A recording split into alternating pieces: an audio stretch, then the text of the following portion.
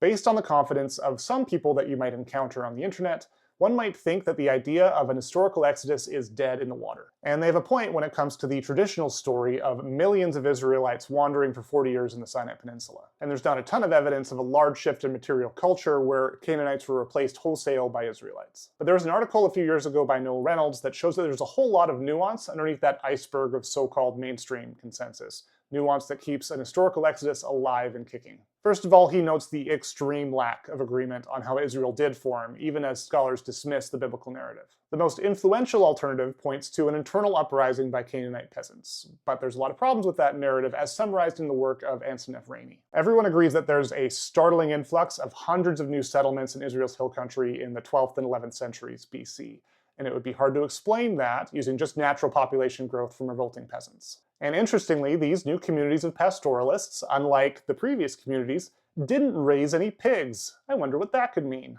The linguistic evidence is pretty interesting too. For instance, both Hebrew and Aramaic have more consonants than the alphabet that they ended up adapting from the lowland Phoenicians, which suggests pretty strongly that Hebrew didn't evolve from the language of revolting Phoenicians. It actually has a lot more in common with Moabite than Canaanite. But the most interesting for me is a site on Mount Ebal that closely matches the one that Moses asked Joshua to build on that mountain. It's a find that provides direct support for the biblical account and pushes the history of Israelite religious practice centuries earlier than scholars generally believe.